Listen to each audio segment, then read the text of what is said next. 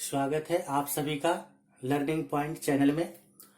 आज हम वर्ण एवं वर्णमाला अर्थात हिंदी वर्णमाला अल्फाबेट्स के बारे में पढ़ेंगे। यानी हिंदी भाषा की देवनागरी लिपि में कौन कौन से वर्णों का प्रयोग करते हैं, उसके उच्चारण स्थान और वर्णों को किस तरह हम लिखते हैं जानेंगे। तो शुरू करते हैं कि वर्ण किसे कहते हैं। तो वर्ण उस मूल ध्वनि को कहते हैं जिसके खंड या टुकड़े नहीं किए जा सकते हैं। जैसा कि मैंने बोर्ड पे लिखा है, देखिए कि वर्ण उस मूल ध्वनि को कहते हैं जिसके खंड या टुकड़े नहीं किए जा सकते हैं। जैसे अ, ई, ख, ग, ह, र इत्यादि। ये सभी वर्ण हैं क्योंकि इनके खंड यानी टुकड़े नहीं किए जा सकते हैं।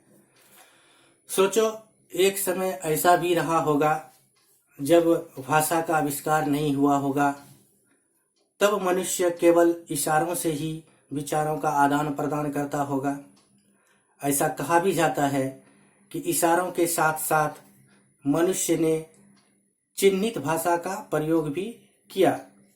जैसे गर्मी के लिए सूर्य का चिन्ह, वर्षा के लिए बादलों का चिन्ह आदि। मनुष्य को यह एहसास भी हुआ होगा कि उसके मुख से कई प्रकार की ध्वनियां निकलती है। इन्हीं ध्वनियों को उसने कई रूपों में चिन्हित कर दिया जिनके टुकड़े करना असंभव था। इन्हीं चिन्हों ने भाषा को लिखित रूप दिया जो आज वर्ण के नाम से जाने जाते हैं। उदाहरण द्वारा मूल ध्वनियों को यहाँ स्पष्ट किया जा सकता है। राम और गया में चार मूल ध्वनियां हैं जिनके खंड नहीं किए जा सकते हैं। अभी आप देखिए कि राम, ये राम है और दूसरा गया। तो राम में चार ध्वनियां हैं, राम में भी चार है, जैसे रा, आ, मा, आ। और गया में ग, आ, या, आ। तो ये चार ध्वनियां हैं जिनके और भी खंड नहीं किए जा सकते। इन्हीं अखंड मूल ध्वनियों को हम वर्ण कहते हैं। हर वर्ण की अपनी लिपि होती है। लिपि को वर्ण संकेत भी कहते हैं और वर्णों के समूह को वर्णमाला कहते हैं, मतलब अल्फाबेट कहते हैं। अर्थात वर्णों का व्यवस्थित रूप वर्णमाला कहलाता है। तभी हम वर्णमाला को परिभाषित इस तरह से कर सकते हैं कि वर्णों का व्यवस्थित रूप वर्णमाला कहलाता है। अभी हम हिंदी वर्णमाला पे आते हैं। तो हिंदी वर्णमाला में कुल 48 वर्ण हैं। हिंदी वर्णमाला में 2 प्रकार के वर्णों का समावेश है, स्वर एवं व्यंजन, जो इस प्रकार है। स्वर वर्ण ये 11 हैं, जैसा कि हमारे बोर्ड पे लिखा हुआ दिख रहा है। अ, आ, ई, उ, री, ए, ऐ, ओ, औ। ये 11 हैं। उसी प्रकार व्यंजन वर्ण ये इस प्रकार है, क, ख, ग, घ, न, च, छ, ज, झ, य, ट, ठ, ड, ढ, न, त, थ, द, ध, न, प, फ, ब, भ, म। तो ये 25 हैं जो स्पर्श व्यंजन कहलाते हैं। इसके अलावा अंतस्थ व्यंजन ये 4 हैं, य, र, ल, व। फिर उष्म व्यंजन है, ये है 4, श, श, श, ह।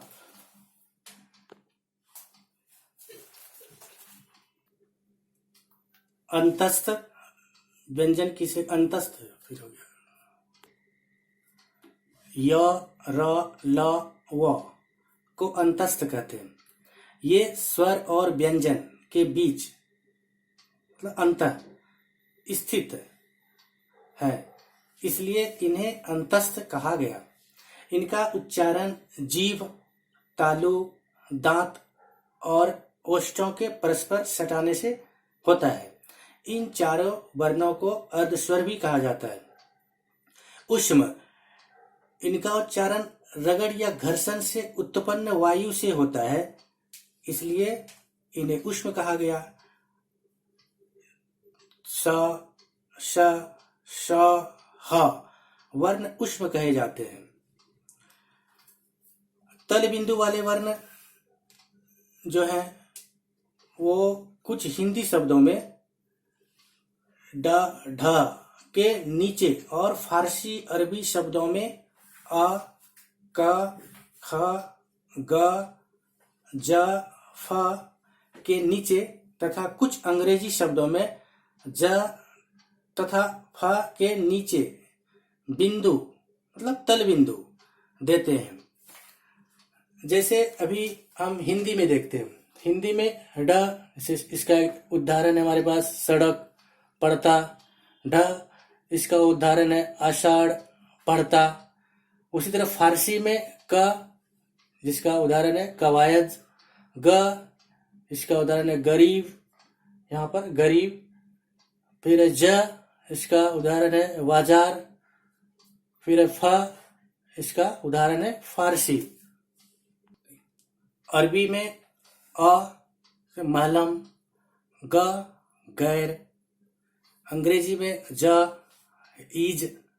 फ, इसका उदाहरण है फास्ट।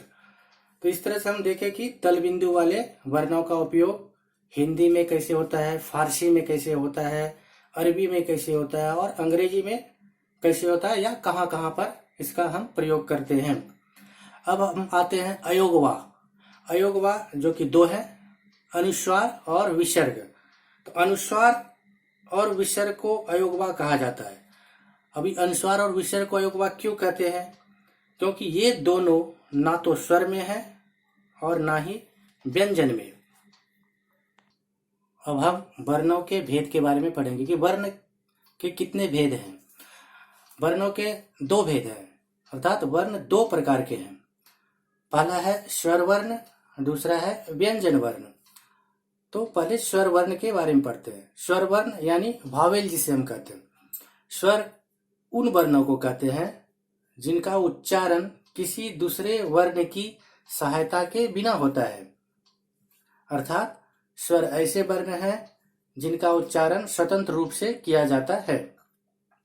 इनको बोलते समय हवा बिना किसी रुकावट के मुंह से बाहर आती है, अर्थात इसके उच्चारण में कंठ, तालु का उपयोग होता है, जीभ और ओठ का नहीं।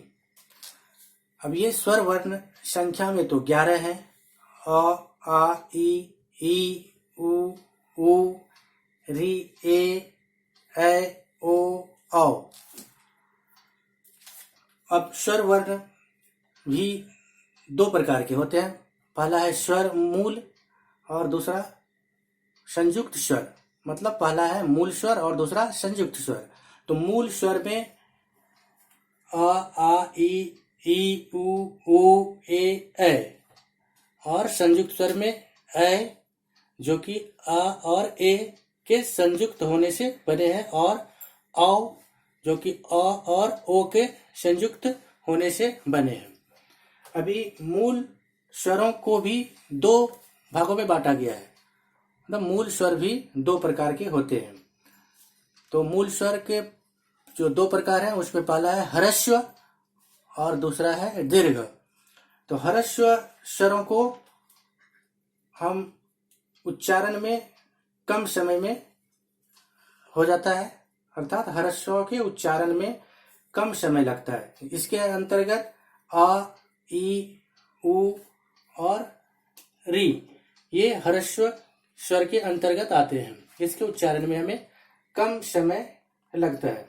और दीर्घ स्वर में जिसके अंतर्गत आ, ई, उ, ए, ऐ, ओ, औ आते हैं, इसके उच्चारण में दुगना समय लगता है। मतलब ह्रस्व में जितना समय लगता है उससे इसमें 2 गुना ज्यादा समय लगता है। ह्रस्व स्वरों, दूसरा दीर्घ स्वरों के अलावा भी एक और स्वर है, इसे प्लुत स्वर कहते हैं। तो प्लुत स्वर किसे कहते हैं? तो जिस स्वर का उच्चारण लंबी ध्वनि में किया जाता है वो प्लुत स्वर कहलाते हैं। जैसे ओम, राम आदि। इन स्वर ध्वनियों के अतिरिक्त अंग्रेजी भाषा की ध्वनि ये आ का प्रयोग भी स्वरों के साथ ही किया जाता है। जैसे कॉपी, डॉक्टर आदि। इस ध्वनि को मान्य रूप इसलिए दिया गया क्योंकि हिंदी भाषा में इस ध्वनि से निर्मित शब्द निहित हैं। इनके अतिरिक्त 3 और ध्वनियां हैं जिनका प्रयोग हिंदी भाषा के शब्दों में किया जाता है, लेकिन मुख्य रूप से उनका स्थान ना तो स्वरों में और ना तो व्यंजनों में, इन्हें अयोगवा का नाम दिया जाता है। अभी अनुस्वार, दूसरा है अनुनासिक और तीसरा है विसर्ग। अनुस्वार अयोगवा के अंतर्गत 3 चीज आते हैं। पहला है अनुस्वार, दूसरा अनुनासिक और तीसरा विसर्ग। तो अनुस्वार, इसका उदाहरण जैसे रंग, हंस, पतंग, और दूसरा अनुनासिक, इसका चंद्रबिंदु जैसे चांद, हंस, आंख, और तीसरा विसर्ग जो किसी भी शब्द के अंत में 2 डॉट देके लिखते हैं, जैसे प्रातः, शनैः, ये होते हैं। तो अभी हम इसके बारे में थोड़ा जानकारी हासिल करेंगे कि अनुस्वार क्या है। तो अनुस्वार का प्रयोग, ये जो है अनुस्वार का प्रयोग शिरोरेखा पर बिंदु के रूप में किया जाता है। इसके उच्चारण में ध्वनि केवल नाक से निकलती है। तो अनुस्वार का जो है इसे हम कैसे लिखते हैं? तो इसे शिरोरेखा के ऊपर एक डॉट देके लिखते हैं, और इसके बोलते समय जो है ध्वनि हमारे सिर्फ नाक से ही निकलती है।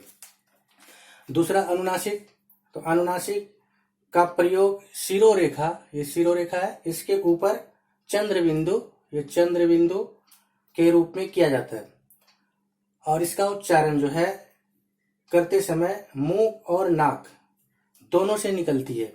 मतलब इसके उच्चारण में ध्वनि जो है हमारे मुंह और नाक दोनों से निकलती है। जैसे चांद, हंस, आंख। तो उच्चारण करते वक्त जो है हमारी ध्वनि जो है मुंह और नाक दोनों से निकलती है। और तीसरा जो है ये है विसर्ग। तो विसर्ग का उच्चारण ह के समान होता है।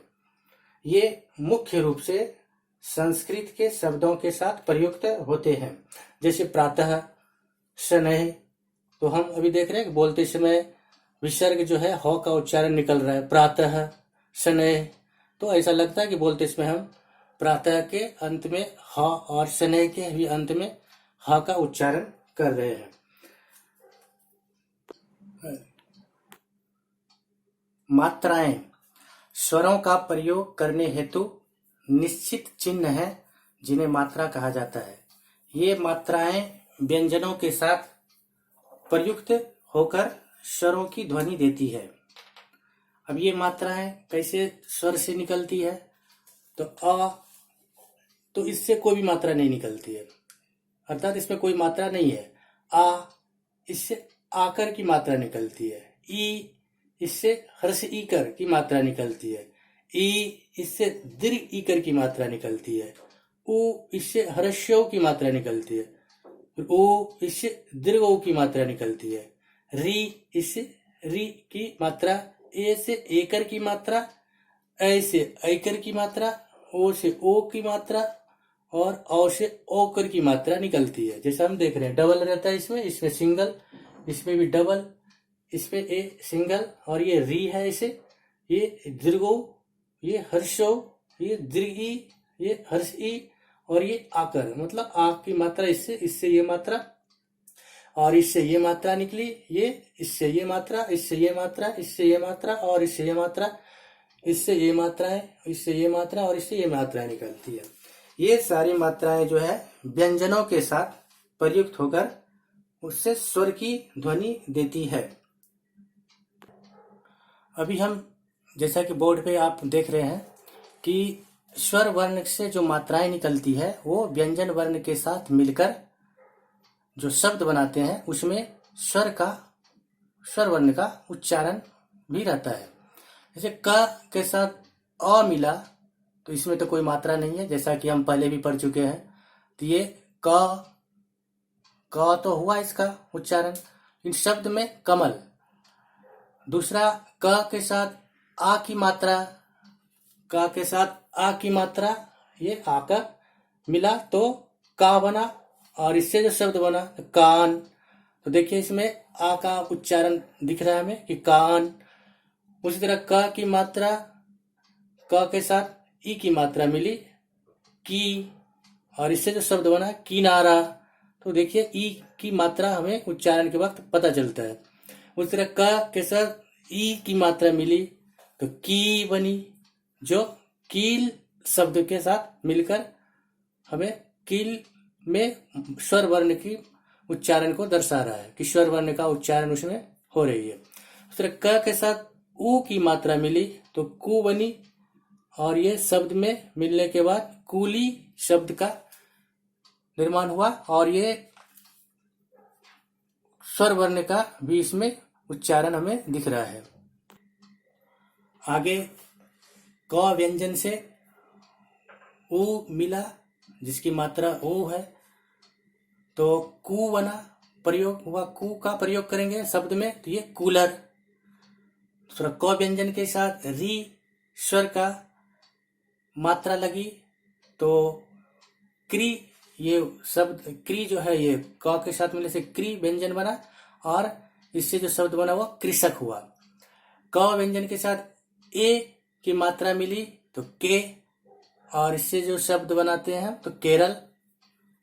फिर क के साथ ऐ की मात्रा लगी तो कै, सब कै बना, और कै के साथ शब्द जो बनाते हैं तो कैलाश। क के साथ ओ की मात्रा मिली तो को हो गई, और इससे शब्द बना कोयल। उसी तरह लास्ट में क के साथ औ, तो औ की मात्रा मिली तो क हुई, और इससे शब्द बनाए तो कौआ। इस तरह से हम देखें कि व्यंजन के साथ स्वर की मात्रा मिलके शब्द में किस तरह से उसका प्रयोग हम करते हैं। अब हम आप सबों से अगले वीडियो में मिलते हैं। हमारे इस चैनल को सब्सक्राइब कीजिए और बेल आइकन को दबाना ना भूलें ताकि हमारे सारे अपडेट्स आपको मिलते रहे। जय हिंद, जय भारत।